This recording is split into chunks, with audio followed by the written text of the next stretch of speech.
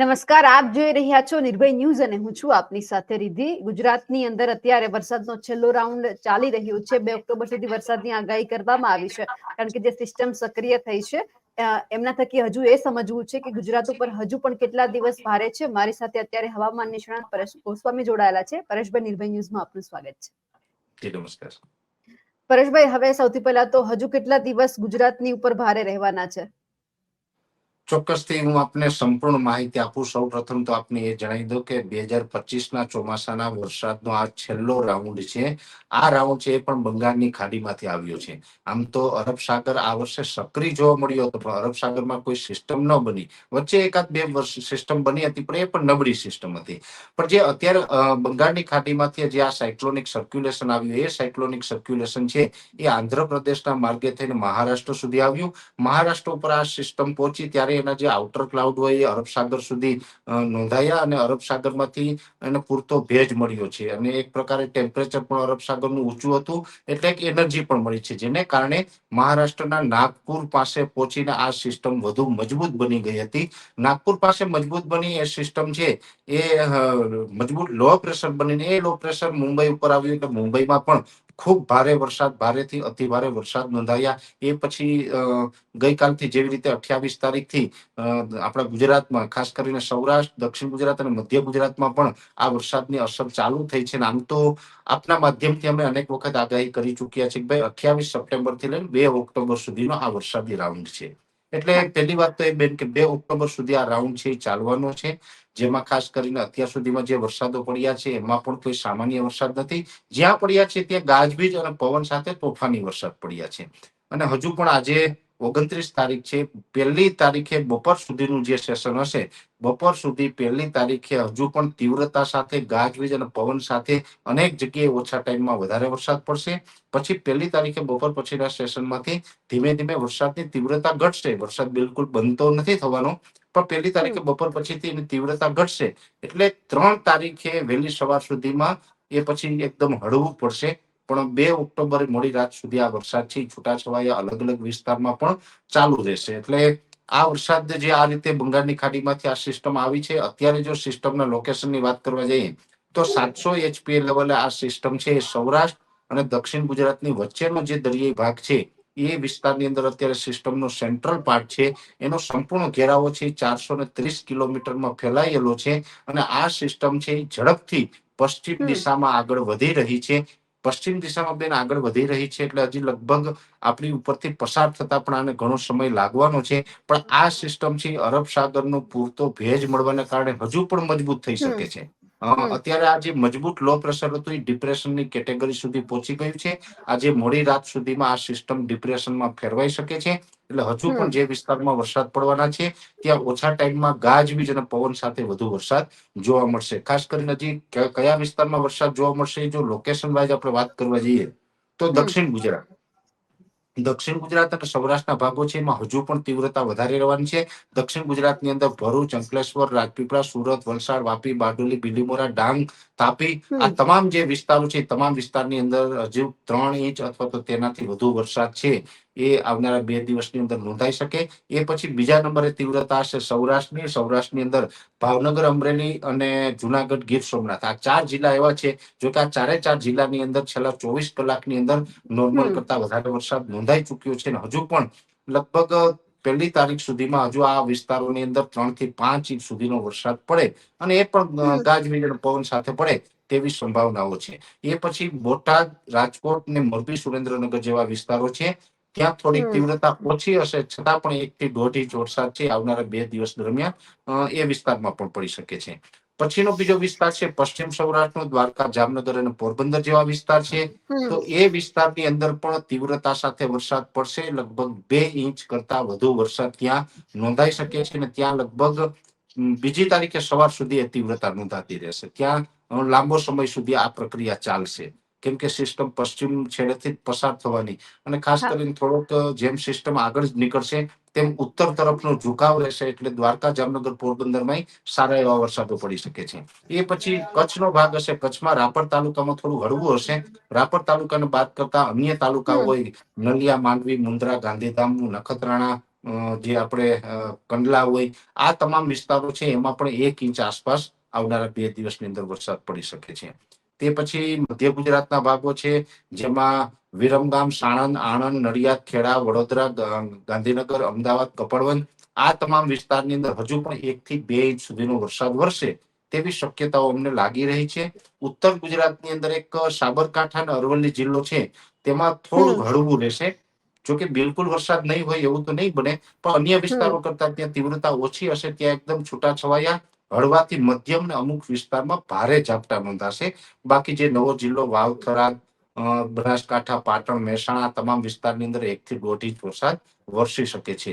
એવી જ રીતે પાછું મહીસાગર ને દાહોદ, ગોધરા, છોટાઉદેપુર જેવા વિસ્તાર છે, એ વિસ્તારમાં પણ લગભગ હજુ અડધાથી લઈને 1.5 ઇંચ સુધીનો વરસાદ પડે તેવી શક્યતાઓ છે. એટલે બેન, આ છેલ્લો રાઉન્ડ છે ને, એ છેલ્લો રાઉન્ડ પણ લાંબો ચાલવાનો છે. 2 ઓક્ટોબર સુધી તો આની તીવ્રતા જોવા મળશે. 2 ઓક્ટોબર પછીથી 3 ઓક્ટોબરથી આ સિસ્ટમ છે ગુજરાતથી થોડી દૂર નીકળી જશે. પછી ફરીથી આપણું વાતાવરણ છે ખુલ્લું થશે. જે અત્યારે લો લેવલે વાદળો છે, એ પછી હાઈ લેવલે હશે, અને હાઈ લેવલના વાદળો પણ વિખાશે. એટલે 3 ઓક્ટોબર થી લઈને 7 ઓક્ટોબર વચ્ચે 2025ના ચોમાસાની વિદાય થઈ જશે. અને ઓફિશિયલી જાહેરાત પણ IMD એટલે કે ઇન્ડિયન મિટિયોલોજી ડિપાર્ટમેન્ટ તરફથી કરી દેવામાં આવશે. પણ અહીંયા જોવાની વાત એ છે, આ વરસાદની રાઉન્ડ છે બેન, આમ તો છેલ્લો રાઉન્ડ છે, એમાં અનેક ખેડૂતોને ફાયદો પણ કરાવશે, અનેક ખેડૂતને નુકસાની પણ કરાવશે. કેમ કે જેને લાંબા ગાળાની મગફળી છે, હજુ મગફળી ઉભી રખાય એવી પરિસ્થિતિ છે, એમના માટે તો ફાયદો છે. કેમ કે એને તો અત્યારે એક પિયત પણ મળી જશે અને કુવા અને બોરમાં નવા પાણીની વ્યવસ્થા થઈ જશે. એના માટે ફાયદારૂપ છે. પણ જે મગફળી હાર્વેસ્ટિંગ ટાઈમે છે, ઘણી જગ્યાએ મગફળીનું હાર્વેસ્ટિંગ થઈ ચૂક્યું છે, એ તમામ ખેડૂતોને નુકસાની પણ છે. એટલે 40%, 30-40% ખેડૂતોને ફાયદો છે, અને 60 થી 70% ખેડૂતોને નુકસાની પણ જશે. અને મહત્વની વાત એ પણ છે કે આ ચોમાસાની વિદાય થઈ જાય પછી ઘણી વખત વરસાદ આવતો હોય, તો એ વરસાદને આપણે માવઠાના સ્વરૂપમાં લેતા હોય છે. તો પ્રથમ માવઠું છે, એની પ્રથમ આગાહી ન્યૂઝ જે આપણે નિર્ભય ન્યૂઝના માધ્યમથી હું અત્યારે કરી દઉં છું કે 2025નું ચોમાસું પૂર્ણ થાય પછી પ્રથમ માવઠું છે, એ 7 ઓક્ટોબર થી લઈને 11 ઓક્ટોબર વચ્ચે હશે. એટલે એ માવઠું જો કે સામાન્ય હશે, છૂટાછવાયું હશે, બહુ હેવી નહીં હોય. એનાથી કોઈ ડરવાનું નથી, ગભરાવાનું નથી. અને એ કોઈ નુકસાનકારક માવઠું નહીં હોય. એકદમ છૂટાછવાયા સામાન્ય ઝાપટાના રૂપમાં હશે. પણ 7 થી 11 ઓક્ટોબર વચ્ચે પ્રથમ માવઠું પણ આવી જશે. પ્રથમ માવઠું એટલા માટે કહી શકાય કેમ કે બેન, જયારે પણ IMD તરફથી મોન્સૂન વિડ્રોલ થઈ ગયું છે એવી જાહેરાત થઈ જશે, પછી વરસાદ પડે એને આપણે માવઠા જ કહેવા પડશે. કેમ કે પછીના જે વરસાદી ઇંચના આંકડા છે, એ નૈઋત્યના ચોમાસામાં કાઉન્ટ નથી થતા.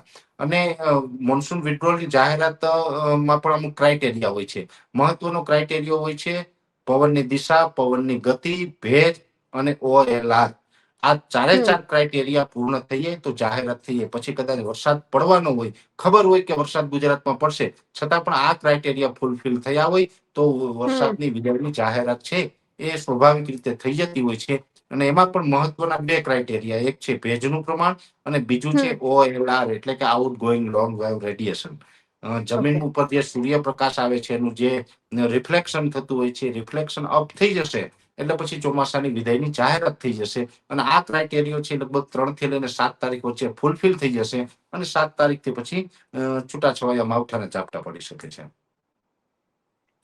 આ સાથે જ આજે અત્યારે વરસાદનો છેલ્લો રાઉન્ડ ચાલી રહ્યો છે. ખેલૈયાઓ માટે તો ચિંતા છે, પણ ખેડૂતો માટે સારો વરસાદ કહી શકાય કે ચિંતાનો વરસાદ કહી શકાય? બેન, આમાં મિક્સ પ્રતિસાદ કહી શકાય. મેં આપણે કીધું કે 30 થી 40% ખેડૂત એવા છે કે જેના માટે આ ફાયદાનો વરસાદ છે.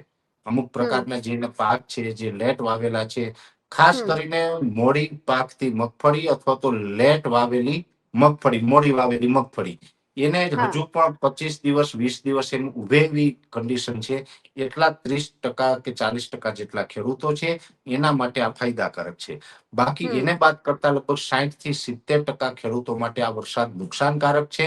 કેમ કે આ વરસાદને કારણે મગફળી અત્યારે ઘણા બધા મિત્રો છે, ખેડૂતો છે, એની હમણાં હાર્વેસ્ટિંગ કરવાનું રોક્યું હતું. શું કામ? તો કે 28 તારીખથી વરસાદની આગાહી હતી અમારા બધાની, તો આગાહી ધ્યાનમાં રાખીને હાર્વેસ્ટિંગ રોક્યું છે. જે મગફળી ઉપાડી નથી એ જમીનમાં ઊંઘી શકે છે હવે. ઉપાડી દીધી છે તો બિલકુલ. એ પલળી ગઈ છે અત્યારે, એટલે એમ પણ નુકસાન છે. કપાસના પાક પણ ઊંચાઈ વાળા હોય, પવન સાથે વરસાદ પડ્યો, કપાસમાં નુકસાન છે, સોયાબીન હોય, ડાંગરનો પાક છે, ડુંગળીનો પાક છે, શાકભાજી છે, બીજા પણ અન્ય ઘણા બધા પાક એવા છે કે એની અંદર નુકસાન છે. એટલે 70% ખેડૂતને નુકસાની છે, 30-40% ખેડૂત માટે ફાયદારૂપ છે. એટલે બંને વસ્તુ, નફો અને નુકસાની બંને છે. નુકસાની વધારે છે, નફો ઓછો છે, બેન આવું છે એમાં. એટલે તો આ વરસાદ શિયાળુ પાક માટે લાભદાયક કહી શકાય? બિલકુલ કહી શકાય. છેલ્લો વરસાદ આટલો તીવ્રતા સાથે 2-3 ઇંચ, 4 ઇંચ, 5 ઇંચ આવા વરસાદ પડે તો કુવામાં અને બોરમાં જે નવા પાણી આવે એને કારણે શિયાળુ પાક માટે ફાયદાકારક જ ગણી શકાય. એટલે પાણીની દ્રષ્ટિએ જોવા જઈએ તો ફાયદાકારક છે. પણ મગફળીનો પાક છે એના માટે ડબલ નુકસાન છે. એક નુકસાન તો અત્યારે મગફળીનો પાક પલળે છે એ નુકસાન છે, અને એક નુકસાન સરકારી નુકસાન પણ છે. જેવી રીતે ટેકાના ભાવે મગફળીની ખરીદીની જાહેરાત થઈ, ટેકાના ભાવે જાહેરાત થઈ એટલે આમ તો ગયા વર્ષે લગભગ 12.66 લાખ ટન મગફળીનું ખરીદી થઈ હતી. આ વર્ષે સરકારનો ટાર્ગેટ બસ એટલો જ છે, 12.5 લાખ ટનની આસપાસનો. ગયા વર્ષે જે રજીસ્ટ્રેશન થયા હતા ખેડૂતને ટેકાના ભાવે એ 3 લાખ ખેડૂતોના થયા હતા. આ વર્ષે એનાથી 3 ગણા એટલે કે 9 લાખ ખેડૂતોએ રજીસ્ટ્રેશન કરાવ્યું છે. એટલે ખેડૂતોને અત્યારે જે ગયા વર્ષે 200 મણ સરકાર ખરીદવાની હતી એની જગ્યાએ સરકાર હવે એવું કહી રહી છે કે અમે 70 મણ ખરીદશું. એટલે ખેડૂતોને ત્યાં પણ ટેકાના ભાવમાં પણ ઓલરેડી નુકસાની જ છે, અને એક બાજુથી આ માવઠાનો માર. એટલે સરકાર અને કુદરત બંને તરફથી અત્યારે ખેડૂતોને નુકસાની ચોક્કસથી જોવા મળી રહી છે. બિલકુલ. એટલે ફરી એક વખત ખેડૂતોએ માવઠા માટે પણ તૈયાર રહેવું પડશે. પરેશભાઈ, આપ અમારી સાથે જોડાયા, આપનો ખૂબ ખૂબ આભાર.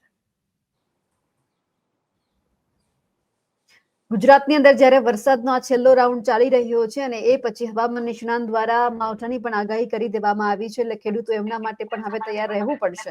અમારા અહેવાલને લઈને આપનું શું માનવું છે કમેન્ટ કરીને ચોક્કસથી જણાવજો. સાથે જ અમારી નિર્ભય ન્યૂઝ ચેનલને લાઇક, શેર અને સબસ્ક્રાઇબ કરવાનું ભૂલશો નહીં. નમસ્કાર.